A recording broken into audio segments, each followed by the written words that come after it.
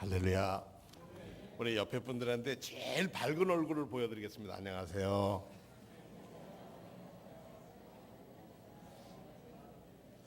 요 맨 앞에 고부간에 앉았는데 얼굴색이 별로 좋지가 않았어요. 자, 한번 다시 옆에 분들하고 합니다. 주님의 평화를 빕니다. 장민지 선생, 주님의 평화를 빕니다. 예, 고맙습니다.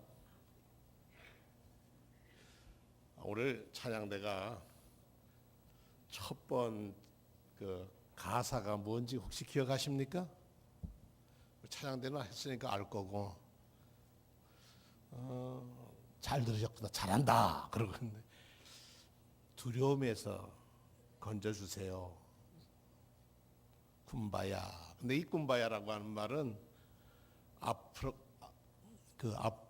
아메리칸이라고 하나요? 아프리카에서 온 노예들이 come by here, 여기 오세요, 도와주세요, 함께 하세요라는 것이 아프리카 발음으로 쿰바야랍니다. 그래서 쿰바야란 말은 사실 come by here Lord, 주님이 여기 오셔서 제가 지금 뭐로 잡혀 있어요? 노예예요. 그 노예 속에서 자유를 얻고 싶은 거예요. 그래서 맨 마지막에 뭐냐면 찬양하게 하소서, 쿰바야. 주님이 함께하면 노예이지만 지금 노예로 모카밭에서 수없은 고난당하고 가족이 갈리고 정말 인간 이하에 처절하게 죽음도 당하고 팔림당하고 그 속에서도 그들에게는 뭐가 있었느냐? 하나, 주님이 함께 하시면 이 죽음에서도 두려워하지 않고 찬양할 수 있다. 이것이 지금 미국이 얼굴이 검은 사람이 대통령이 될 수 있는 그런 눈물의 기도가 이제 꽃이 피었더니 나라의 대통령을 만드셨습니다. 할렐루야. 노예의 기도를 하나님은 들으십니다. 이스라엘에서 430년 종살이를 했습니다. 노예였습니다. 그들의 노예 속에서 하나님께서 그들의 신음소리를 들으시고 하나님은 모세를 불러서 그들을 하나님이 그 조상에게 약속한 땅 가나안으로 이끄셨습니다. 할렐루야. 지금 보기에는 힘들고 버거워도 이 나라가 오늘 장로님 기도하셨는데 예비회담을 딱 먼저 한다는데 하나님께서 도와주셔서 이제는 그렇게 서로 칼 들고 위협하는 그런 시대가 끝나고 더불어 잘 사는 시대가 오기를 꿈꿀 줄로 믿습니다. 오늘 가신 우리나라 대표들은 다 그런 시대를 꿈꾸면서 간 비전을 가진 사람들입니다. 우리 성경에 예수님의 일생을 기록한 책을 복음서라고 그럽니다. 특히 사복음서 중에 마태, 마가, 누가, 요한복음서 중에 특별히 이 네 복음 중에 제일 먼저 기록했다고 하는 복음서가 마가복음입니다. 마태복음이 아닙니다. 마가복음이 제일 먼저 썼다고들 학자들은 얘기합니다. 근데 마가복음 1장을 딱 펴면 이런 얘기가 나옵니다. 하나님의 아들 예수 그리스도의 복음의 시작이다. 복음이 뭐냐면 예수 그리스도인데 그분은 누구냐면 하나님의 아들이고 그 복음이 이제 전파된다, 시작됐다. 태초에 말씀이 계시니라 또 했고 태초에 하나님의 말씀으로 천지를 창조하셨다. 이게 시작을 가리키는데 옛 시대가 끝나고 새 시대가 왔다. 그 새 시대를 여신 분이 예수시고 그분은 그리스도이시며 그분은 하나님의 아들이시다. 이것이 복음이다. 이것이 마가가 전하는, 마가라고 하는 제자가 사도가 우리에게 전하는 복음의 내용입니다. 첫 절이 굉장히 중요합니다. 이제 복음이 전파되는데 어떻게 전파되냐면 하나님의 언약대로 그 다음에 선지자 이사야가 옵니다. 이사야가 메시아가 오겠다고 예언한 선지자였거든요. 내가 앞서 메시아를 보내기 위해서 앞서서 내가 사람을 보낼 텐데 그 사람이 누구냐면 세례 요한입니다. 요한이 태어납니다. 여러분들 아시다시피 요한의 아버지 어머니는 나이가 많아서 아기를 낳을 수 없는 그런 집이었는데 아버지가 제사장이었죠. 지성소에 들어갔다가 하나님의 놀라운 영광을 보고 하나님의 음성을 듣습니다. 그래서 입이 벙어리가 됐습니다. 너가 벙벙해서 나왔는데 사람들이 듣기는 하는데 말을 못하니까 야, 저가 하나님의 놀라운 영광을 본가 보다. 똑같이 예배에 참석했는데 어떤 사람에게는 마음에 하나님의 능력이 임하고 어떤 사람에게는 그냥 아무렇지도 않고 가는 사람도 있지만, 오늘 말씀이 선포되었을 때 그 말씀이 여러분이 어떻게 받아들이냐, 거기에 따라서 오늘의 말씀은 나의 말씀이야, 내 인생의 이정표가 될 거야, 이러시는 분이 있는가 하면, 어떤 사람은 그날의 그 설교, 그날의 그 나무, 뭐 그렇게 느낄 수도 있습니다. 똑같은 시대였어요. 제사장들이 1년에 한 번씩 들어가는 사람이 여러 번 제비를 뽑아 들어갔는데, 스가리아가 들어갔을 때 하나님의 영광을 봤을 때 사람들이 얼마나, 야, 저 사람에게는 뭐가 있는가 봐, 그 기대했어요. 근데 뻔히니까 말을 못해. 언제 입이 열렸다고요? 아들 낳은 다음에 입이 풀렸다라고 그랬어요. 그러니까 10달을 벙어리로 지난 거예요. 듣기는 다 들어요. 하나님의 놀라운 섭리를 말하지 아니하요. 그랬더니 난도인데 이름을 뭐라고 질까요? 그랬더니 딴 이름 자기 가문에 따라 지니까 아니라는 게 서판에다 쓰기를 뭐라고 썼다고요? 요한이라. 자, 하나님의 불가능의 시작은 불가능에서 시작하는 거예요. 가능에서 가능으로 나오는 게 아니에요. 임파서블, 안 되는 것에서 가능케 하는 거예요. 이게 복음이에요. 아무것도 없는 혼돈에서 하나님의 말씀으로 새로운 역사를 창조하시는 거예요. 창조의 하나님이셔요. 예수님의 복음은 우리를 살리는 복음이라는 말입니다. 그 복음이 다가와서 세례 요한이 자라서 또 복음을 전하는데 뭐랍니까? 회개하라, 천국에 가까웠다고 뒤집어 놓습니다. 나라가 뒤집어지는데 입은 것은 낙타털, 얼마나 거칩니다. 낙타털이 거칩니다. 낙타털에 먹고 사는 걸 보니까 메뚜기, 석청, 그냥 야인이에요. 야인인데 하는 말은 가슴에 팍팍 찔리는데 사람들이 어떻게 하면 좋아요? 그러니까 회개, 그런 회개표로 세례를 주는데 침례를 줬어요. 세례, 요단강에 가서 물에다 넣고 씻고 나오는 거, 씻고 나오고 그러면 새 사람 되세요. 다짐하고 가고 있어요. 그때 예수께서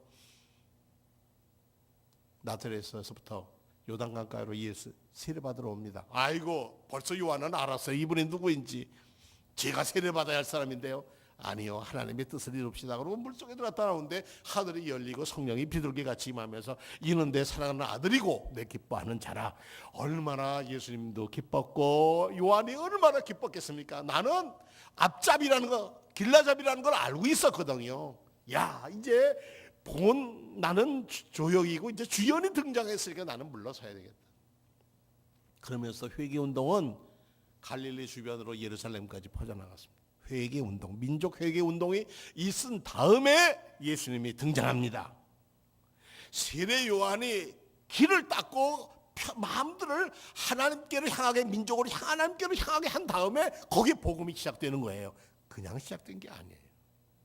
그래서 회개하라, 천국이 가까웠다는 것은 회개라고 하는 마음밭을 갈지 않으면 아무리 복음의 씨가 떨어져도 싹이 나지 않습니다. 자, 이렇게 시작해서 하나님의 아들로 인정받았으니 예수님은 자, 예루살렘이든지 도시에 가서 해야 할 것 같은데 성령께서, 하나님인 성령께서 그를 데리고 광야로 갑니다. 유다 광야로 나갔다고 합니다. 저 유다 광야 가본 적이 있습니다. 낮에 온도는 50도까지 올라갑니다. 밤에 온도는 영하로 떨어집니다. 사람이 살기가 굉장히 어려운 곳에서 40일을 하나님의 구원의 사역을 어떻게 할까 놓고 하나님과 기도를 합니다. 40일을 금식을 했습니다. 뭐 3일만 굶어도 헛것이 보인다는데, 예전에 처음 금식할 때 보니까 저 농사 다 거두고 김장한 다음에 갔는데요, 기도원에 가서 금식을 해보니까 3일 이틀 딱 지나니까 밭에 아직 무 뽑지 않은 작은 것도 그것도 먹고 싶고 말입니다. 산에 올라가는데 왜 밤이 떨어져 있어, 그럴 때 그것도 지금 하나 먹고 싶고, 심지어 나중에 배고프니까 도토리도 있는데 그것도 한번 씹어볼 생각도 나오고요. 사람이 사흘 뭐 처음 해보니까 그게 어렵더라고요. 그런데 예수님은 40일을 금식했어요. 그리고 인간의 가장 큰 문제를 가지고 예수님을 시험을 합니다. 내가 만일 하나님의 아들이면, 이 인류의 가장 큰 문제는 양식의 문제야. 먹고 사는 게 문제가 아니냐. 근데 너 자신 지금 굶주리고 있는데 네가 하나님 아들이고 내가 능력 있는 거 알아. 그러니까 이 돌로 떡을 만들어서 너 자신부터 먹고 그래야 남들 도와줄 수 있지 않냐.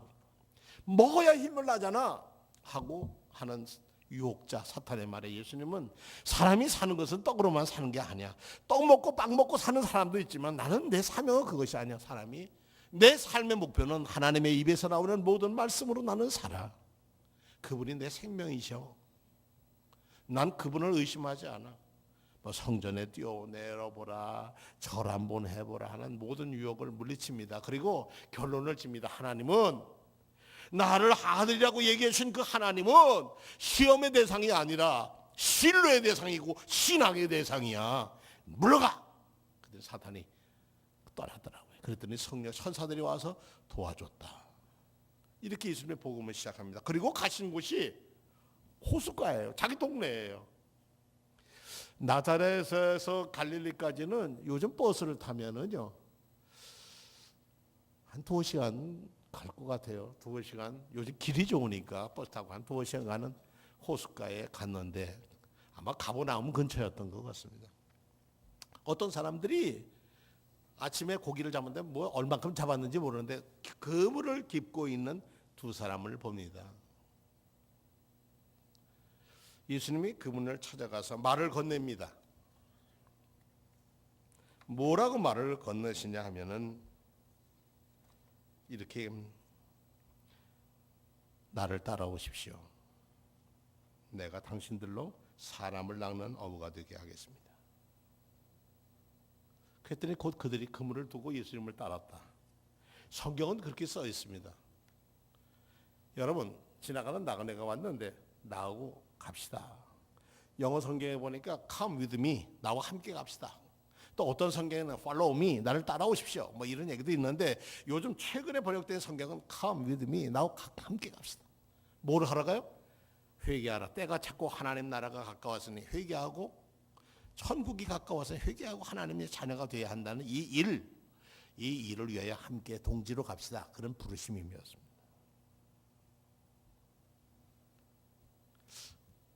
하나님은, 예수님은, 성경님은 우리의 일상에서 찾아오십니다. 여러분이 살아가는 일상, 학교에서든지 직장에서든지 가정에서든지 길을 가든지 식사를 하든지 잠을 자든지 어느 쪽인데 우리 일상생활에서 찾아오십니다. 그리고 오셔서 우리의 속마음을 아십니다. 하나님은, 하나님의 영은 깊은 곳까지 통달하십니다. 앉아서 지금 그물은 깃고 있지만 이 사람은 고기잡이 인생이 아닙니다. 내 꿈을, 우리 민족이 언제나 하나님이 약속한, 모세에게 약속하고 우리 다윗에게 약속했던 그 나라 회복된다고 그랬는데, 이사야서에 기록도 되어 있는데 우리는 언제 우리나라는 좋은 나라가 될까? 하나님의 나라에 마음 놓고 사랑하는 나라가 될까? 그런 꿈을 가지고 있는 시몬이었습니다. 세상 사람들 보기에는 저건 뭐 무지랭이 어부 같은 사람이었지만 그의 비전은 그렇지 않았어요. 그것을 예수님은 보셨어요. 그리고 나와 함께 갑시다 하고 그를 불러서 챙깁니다. 하나님의 나라가 언제 올 건가를 기다리는 그들의 심령을 아시고 그를 불러내십니다. 나다네엘을 부르실 때도 그랬습니다. 내가 무화과나무 밑에 있을 때 나는 이미 보았다. 그 마음으로 하셨다는 거예요. 아무나 동지가 되는 게 아니에요. 목숨을 걸고 나와 함께 가겠느냐 하는 일의 부름이었어요. 우리는 열심히 일해서 행복을 얻으려고 합니다. 그래야 또 합니다. 현실이 아무리 열악할지라도 우리는 열심히 일하면 일하는 대로 그래도 보람이 있습니다. 좋은 나라에 살고 있기에 그렇습니다. 그날을 살아간다는 것이 사실 벅차다는 거 우리 주님도 아십니다. 우리가 매일 정말 내가 힘들게 일하가도 내 꿈은 일하는 데 있지 아니하고 더 큰 꿈이 있다는 것, 우리 비전이 있다는 것을 하나님은 아십니다. 우리가 말씀을 읽을 때 하나님은 다가오셔서 우리가 찬송할 때 주님은 다가오셔서, 우리가 두려움과 노예 생활할 때 이렇게 찌질하게 살아갈 때도 주님은 오셔서 come by here, 바로 그 현장에 찾아오셔서 함께 가자, 힘내라, 내가 너와 함께함이라, 두려워하지 마라, 내가 너를 세상 끝날까지 함께하리라 하는 약속의 말씀으로 용기를 북돋아 주십니다. 그래서 우리는 삶의 용기를 갖습니다. 똑같이 어려운 일을 당해도 주님이 나와 함께 하실 거라고 하는 믿음을 가진 사람과, 아이고 이러다가 끝나는 거야 라고 하는 사람과는 인생의 질이, 삶의 질이 다릅니다. 주님이 선포하시는 복음을 받아들이기 위하려면 우리가 조건이 좀 있습니다. 하나님은 중심을 보시는 하나님이시라고 그랬습니다. 어느 날 예수님께서 제자들과 함께 예루살렘으로 올라가는 길에 사마리아라고 하는 지역을 통과하게 됐습니다. 민족 감정이 아주 좋지 않아서 개인들은 혼자 그 길을 갈 수 없었습니다. 왜냐하면 돌에 맞든지 봉변을 당하기 일쑤였기 때문에 그랬어요. 그런데 예수님의 제자는 12에다가 남자만 뭐 장정이 12에다 예수님까지 13인데 뭐 누가 감히 건들겠습니까? 그게 지나가는데 대낮 낮에 12시쯤 되겠던가 봐요. 굉장히 뜨거운 때하게 낮에는 한 4, 50도 올라가는데 길을 가는데 먹을 것이 없어서 야 우리 점심 먹으려면 저 수화성이라는 데 들어가서 먹을 것 좀 사오라고 사람들을 보내고 예수님 혼자 우물가에 앉아 있습니다. 근데 한 여인이 물을 길러 왔습니다. 내게 물 좀 줬으면 좋겠어. 그랬더니 이 사람 웃기네. 유대인이 감히 사마리아 우리한테 말을 걸어? 당신 농담하는 거요? 희롱하는 거요? 예수님이 이렇게 말씀하십니다. 내가 주는 물을 먹으면 당신은 다시 목마르지 않을 거요. 그랬더니 그거 잘 됐네. 당신 그런 능력이 있다면 그분을 나게 주어서 내가 물 길러 오는 수고 좀 안 했으면 좋겠어. 세상 사람들이 손가락질하고 베기 싫어서 나는 세상과 담쌓고 대개 물은 아침이나 서늘할 때 기르는 거 아니에요. 아침이나 저녁에 길어야 하는데 대낮 떼약떼약 빛에 내가 사람들 보기 싫어서 물 길러 왔는데 당신 나를 목마르게 않게 해준다니 얼마나 고마워요. 잘 됐다. 그랬더니 예수께서는 그에게 내 남편을 데려오라고 합니다. 왜 물하고 남편하고 관계를 집니까? 내 삶을 보자 하는 거죠. 그랬더니 저는 없어요. 그래 없다니 말이 없다. 네가 5명이나 하고 지내서 살았지 않았냐. 그러니까 이 여자가 깜짝 놀라고 이건 아마 도가 통한 예언자나 선지자일 거다. 그리고 하는 말이 당신의 하나님 당신들은 저 예루살렘에 제사만 드려야 되고 우리는 그리스인산에서 드려야 한다 그러는데 어디서 예배를 드려야 돼요? 하고 오히려 또 묻습니다. 난 예배를 드릴 준비가 됐다는 거죠. 그랬더니 예수께서는 내가 예배 드릴 증언은 하나님은 영이시니 예배하는 자는 영과 진리로 준비된 마음에 예배를 받으신다. 예루살렘도 아니고 그리스인산도 아니야. 지금 여기 네 삶의 결단이 필요하다. 그리고 다가와서 마음을 두드립니다. 여자가 놀랍니다. 그래서 다 놔두고 동네 들어가서 소리 지르면서 여보셔 우리 조상들이 얘기했던 그 예언자가 여기 왔다. 그리고 거기서 사나를 더 머무르시고 떠났다. 동네 돌 맞는 동네에서 더 함께 머무르셨다가 가셨다. 문제는 갈급한 신령 우리가 지금 그물을 깃고 있는 얼마큼 고기를 잡아야 사는지 세금도 뜯어가고 못도 내고 아주 지치고 먹고 살아야 하는데 왜 그물은 떨어져서 그거 깃고 있는 손은 깃고 있지만 머리는 마음은 꿈은 그렇지가 않아. 살기는 내가 인생의 무지랭이 같이 살더라도 우리가 비전을 하나님이 나와 하나님의 자녀라고 하는 비전을 가지면 하나님은 우리를 만나 주실 때가 있다는 얘기입니다. 그때 우리 인생은 주님을 만납니다. 두 사람은 그물을 버려두고 주님을 따랐다. 이렇게 써 있습니다. 여러분 그물을 놔두고 간다는 얘기는 생업을 포기한다는 것이고 가족을 두고 떠난다는 겁니다. 얼마나 큰 결단인지 모릅니다. 이건 쉬운 결단이 아닙니다. 나를 따라오너라 하는 말은 무심코 던진 말이 아닙니다. 오늘을 사는 우리에게 예수께서 우리를 향해서도 똑같은 말씀으로 오늘 이 시간에도 나를 따라오라고 말씀하십니다. 그 나가 예수가 복음입니다. 예수가 구주이십니다. 로마서 12장 1절과 2절은 우리가 오래 암송하는 구절입니다. 그리스도 안에서 새로운 생활을 어떻게 살아야 할 건가를 우리가 고백하는 글입니다. 그러므로 형제들아 내가 하나님의 모든 자비하심으로 너희를 권하노니 너희 몸을 하나님이 기뻐하시는 산 제물로 드리라. 이는 너희 드릴 영적 예배다. 너희 삶이 예배해야 된다. 그러기 위해서는 이 세대를 본받지 말고 오직 마음을 새롭게 함으로써 변화를 받아서 옛 생활을 끊고 하나님의 선하시고 기뻐하시고 온전하신 뜻을 구분하고 행해야 한다. 오늘 나를 따라오너라 하는 말씀에서 나와 함께 가자는 뜻입니다. 내 모든 걸 놔두고 그럼 나 오늘 이제 다 나고 직장 놔두고 나는 오늘 목사 될 거고 전도자 될 거야 그런 얘기가 아니죠. 우리의 삶에서 주님이 늘 함께 하심을 믿고 사는 것 주님 앞에서 늘 주님 앞에서 사는 삶입니다.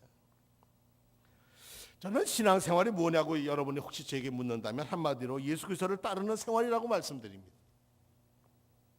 따라서 하나님은 우리를 부르시고 부르신 분에 대해서 우리가 응답이 있습니다. 언제나 부르신 분이 먼저이고 응답은 나중입니다. 그래서 성경은 믿음은 들음에서 온다고 얘기합니다. 듣는 일을 잘해야 합니다. 믿음은 신뢰에서 오는 것은 듣지 않으면 신뢰하지 않습니다. 그래서 우리나라 대통령도 신뢰 프로세스라는 거, 신뢰 과정, 모든 건 신뢰의 과정에 따라가야 된다, 원칙에 따라가야 한다는 게 그분의 생각입니다. 저는 그분의 그 생각이, 신뢰가 하나님 앞과 민족 앞에서 신실한 신뢰가 되기를 기도합니다. 그게 신뢰예요. 자기의 정권 연장의 꿈이 아니라 진정한 이 땅에 모든 사람이 평화롭게 살 수 있는 꿈. 이 일에 대해서 히브리서도 이렇게 얘기합니다. 믿음은 바라는 것들의 실상이고 보지 못하는 것의 증거니 선진들이 이로써 증거를 얻었다. 믿음의 사람들은 비전을 가지고 살았는데 이루지 않았더라도 그 비전을 위해서 목숨을 던졌다. 아브라함, 이삭 쭉 소개해 나가고 있습니다. 우리가 보는 것을 얻게 되고 보는 것을 성취하게 됩니다. 또한 바라보는 대로 우리는 그 대상을 닮아갑니다. 큰 바위 얼굴을 바라봤던 어네스트라고 하는 어린 소년이 큰 바위 얼굴이 됐더라. 미국의 큰 꿈은 다른 데 있는 게 아니라 하늘의 뜻, 자연의 참모습 속에 있는 정치가, 경제자가 되는 게 아니라 하는 것을 다니엘 호도선이라는 작가는 얘기하고 있습니다. 그래서 우리 본다는 말을 한문으로 관자를 씁니다. 볼 관자를 씁니다. 그래서 가치관, 인생관 뭐 이런 말로 관을 붙여서 그것을 본다. 난 그렇게 본다는 얘기입니다. 나를 따라오너라 하는 것은 나와 함께 이 일을 위해서 모험도 하자, 그런 뜻입니다. 얼마 전에 우리나라에 훌륭한 등산가들이 저 에베레스트 산을 올라갔다가 내려왔는데 같이 갔던 한 사람이 글쎄 잠이 들었어요. 산소가 모자란 데서 움직이지를 못하고 그냥 잠들어서 그냥 죽었어요. 이번에 제가 보는 잡지인 내셔널 지오그래피에 지금 에베레스트 산맥이, 에베레스트 산이 아주 그 통행량이 많아가지고 아주 트래픽이 걸려서 아주 어렵답니다. 그 밑에 수많은 사람이 텐트를 치고 있는데 뭐 십몇 년 전에 들은 얘기입니다만 거기 등산 한번 가려면 입산료가 1억 원이라고 합니다. 에베레스트 올라갔는데 입산료가 1억씩을 내고 하는데도 수많은 사람이 그곳에 오는데 무산소 등정을 거기를 올라갔다 오면 뭘 얻느냐? 산꼭대기에 섰다 내려오는데 그러나 꿈을 얻고 온다는 거죠. 그런데 이번에 그 내셔널 지오그래피에 보니까 그 내려오는 길에 이렇게 이렇게 쌓아놓은 보따리 같은 게 있어요. 이렇게 저게 뭔가 했더니 누가 죽은 시체라는 거예요. 아직도 가져가지 못해서 산 위에 5,000m, 6,000m 위에 그냥 거기에 있다. 그걸 보고 사람들은 올라갔다 내려왔다 올라갔다. 그 죽음을 보고 올라갔다 내려오는 거예요. 꿈을 위해서 그것을 올라갑니다. 어떤 사람은 손가락 발가락이 다 동상에 들려서 다 잘라내고도 꿈을 가지고 갑니다. 그건 왜 그렇습니까? 그들의 비전은 그 산에서 자기가 잠들어도 좋겠다는 꿈을 가졌기 때문에 그렇습니다. 어떤 목사가 히말라야 트레킹을 다녀와서 그런 얘기를 했습니다. 양쪽을 엉덩이가 뼈가 고장이 나가지고 고관절을 다 인공관절 수술을 하고 양쪽을 다 하고 에베레스트에 가는 그 히말라야 트레킹을 갔답니다. 그래서 물어봤습니다. 아유 어떻게 그렇게 양쪽을 인공관절을 하고 두 개 스틱을 찍고 베이스 캠프까지 그 꼭대기에 올라간 게 아니라 베이스 캠프까지 일주일의 길을 걸어 가야 된답니다. 건장한 사람이 걸어서 올라가는 게 일주일을 걸어 올라가는 걸 갔습니까? 왜냐하면 이제 고산증이 있어서 산소가 부족해서 많이 못 올라가니까 하루에 얼마큼 올라가고 그런데 일주일이 걸린다는 거예요. 그걸 간다냐고 그랬더니 아주 제게 쉽게 대답하는 거예요. 이 사람아 천천히 걸으면 돼. 저는 참 많이 깨달음을 얻었습니다. 우리가 어떤 꿈을 이루기 위해서 예수 믿으면 금방 부자가 되고 예수 믿으면 금방 병이 낫고 금방 하는데 여러분들 금방 하는 건 전부 다 약도 그건 조심해야 할 약이에요. 금방 부자가 된다는 얘기 그거 잘못 가면은 여러분 피싱 당해요. 좀 보이스 피싱이라고 그래가지고 그냥 얼마나 낚시꾼들에게 잡힙니까? 그런데 예수님을 따라가는 길은 어떤 길이에요? 자기의 모든 그 삶을 건 길이었어요. 그래도 그들은 따라갔다. 왜냐? 하나님의 뜻이 이 땅에 이루어지는 곳, 그 나라의 꿈을 포기할 수가 없었어. 그들은 포기할 수가 없어서 내 제자가, 내 사람이, 어번 네 사람이 첫 제자가 됩니다마는 그들이 그물을 두고 그들을 따랐다. 그분이 우리를 부르신 목적은 어부가 되기입니다. 세상 어부는 고기를 잡으면 고기가 죽지만 우리 예수님을 고분 우리는 영혼을 살리는 일을 합니다. 영혼을 살리는 어부가 생명의 사람을 낚는 어부입니다. 이쯤 돼서 우리는 우리 자신을 돌아봐야 합니다.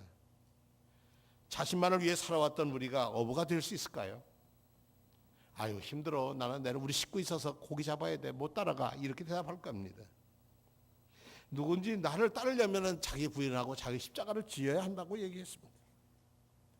오늘 결론의 말씀을 드립니다. 주님은 저와 여러분을 함께 가자고 하십니다. 영혼 구원하는 일을 위해서. 1년 내내 가면서 나는 구원받은 기쁨 가지고 안일하게 살 수 있는지 모르지만 아직까지는 내 가족, 내 자녀들이 구원받지 못한 일에 세상길로 상처받은 곳에 있다면 그들을 위해 끊임없이 기도하며 함께 가자. 주님께로. 거기가 천국이 이루어지는 곳이다. 하늘에 이루어지는 천국이 오늘 현실 사는 여러분의 삶 속에서, 가정 속에서, 일터 속에서, 여러분이 만나는 모든 만남 속에서 축복의 만남, 살림의 만남, 그리고 앞으로 나가는 진취적인 만남이 되기를 축원합니다.